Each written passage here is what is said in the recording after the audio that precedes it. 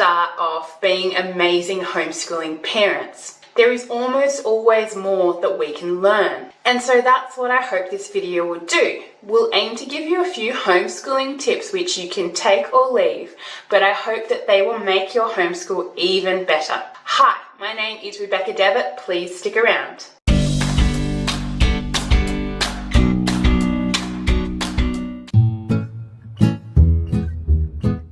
The first homeschool tip I'd like to share with you is to aim to make your homeschool fun. If your children aren't enjoying a lesson that you're giving them, make sure that you try to seek out a different way to make it interesting for them. The aim of homeschooling is to create lifelong learners who love learning and want to learn themselves. And so if the math curriculum you've chosen just isn't working, consider getting a new one. Or even better, consider getting a board game to teach those concepts. Sometimes a great way to make homeschooling even more enjoyable is to homeschool on the run. So instead of sitting down with a book and teaching a child their letters, when you read them their books, you could read through the titles of what they're studying and get them to notice the letters, and therefore you'll be making it more interesting for them. The second homeschool tip I have for you is that more money doesn't always equal a better homeschool. Remember how many free resources there are out there, and remember the environment and how amazing a teacher that can be. Get out into the garden and make that your teacher. Do maths as you look at a tree and try and do algebra on the angle of the tree. Buy used books and have more pennies in your pocket at the end of the day.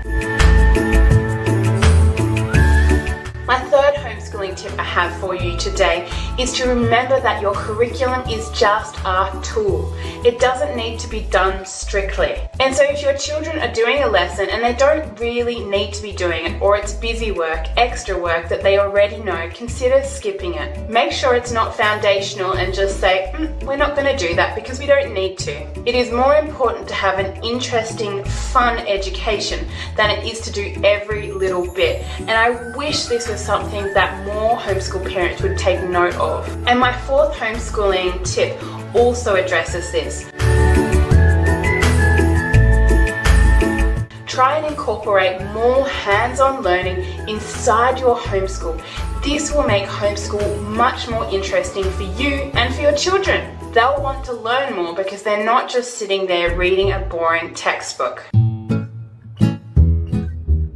My fifth homeschooling tip has to do with getting your children to help around the home. This is really important if you're going to teach them how to become good cooks and good cleaners around the home. It's really sad to see how many people don't even know how to cook a decent meal these days. But I've noticed a lot of homeschoolers have these skills in spades because their parents have got them to do the cooking and help with the cleaning and do lots of yard chores. And so they end up having a lot of these skills, and I love that. So get children to help with the chores around the house.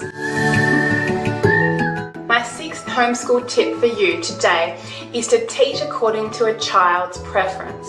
That is, if they have a learning style that you know of, try and teach according to it. Some children are visual learners and they love papers and pencils, but other children do not learn like this, and they might be more bodily kinesthetically favoured. So try and teach according to this. So a child who has the latter learning preference, you might be able to try and teach them mathematics in the backyard as they're hopping over soccer cones. Or you could teach them algebra as they're looking at a tree and get them to work out the angle between the top of that tree and the shadow. This might not be practical for the whole lesson, but it can really help you to spice up one particular lesson, especially if tensions are running pretty high for the day. My seventh and final learning tip for you today is to try and do something in a homeschool co-op. This means that you're not only socializing and your children are socializing and making hopefully lifelong friends, but the children are starting to learn together as well. This can be a really pleasant day for you and the other homeschool parents as you talk about the difficulties and share some of the encouraging things that have happened in your week. You can also hire a tutor and split the costs. This is a great way to homeschool with more fun. So I hope you've really enjoyed these fun homeschooling tips, and they will help to make